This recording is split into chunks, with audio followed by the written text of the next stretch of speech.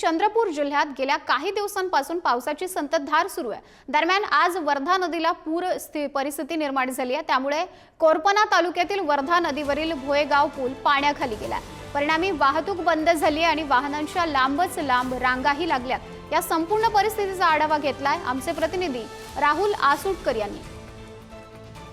पुरी तालुक्यात मोठा पुराचा फटका बसला होता आणि आता त्याची झड कुठेतरी कोरपना तालुक्यात दिसत आहे। कोरपना तालुक्यातील जी वर्धा नदी आहे ती आता दुथडी भरून वाहताना दिसत आहे। या ठिकाणी तुम्ही पाहू शकता, मी ज्या पुलावरती आहे हा मार्ग आहे गडचांदूर भोयेगाव चंद्रपूर मार्ग आहे। या पुलावरती आता पाणी आलेलं आहे आणि अक्षरशः 3 ते 4 फूट पुलावरती पाणी आहे। त्यामुळे हा मार्ग आता प्रवासासाठी बंद करण्यात आलेला आहे। या ठिकाणी गडचांदूर पोलिसांचा बंदोबस्त आहे। अनुचित प्रकार कुठलाही घडू नये यासाठी त्यांच्याकडून मोठ्या प्रमाणात बंदोबस्त केला जात आहे।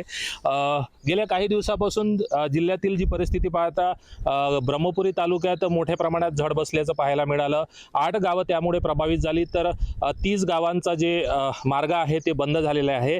आणि आता कुठं वैनगंगेला आलेल्या पुरानंतर आता जिल्ह्याच्या दुसऱ्या भागात असलेल्या कोरपना तालुक्यातील वर्धा नदीला पूर आलेला आहे आणि या ठिकाणी पाहू शकतो आपण की पूर हे रौद्ररूप धारण करताना दिसत आहे। अनुचित प्रकार घडू नये त्यासाठी पोलिसांकडून सुद्धा व्यवस्था केलेली आहे आणि प्रशासनानेही सुद्धा नदीकाठच्या गावांना सतर्कतेचा इशारा देण्यात आलेला आहे। त्यामुळे प्रशासनाकडून मोठी खबरदारी घेताना या ठिकाणी पाहायला मिळत आहे। राहुल आसुटकर, पुढारी न्यूज, भोयगाव, चंद्रपूर।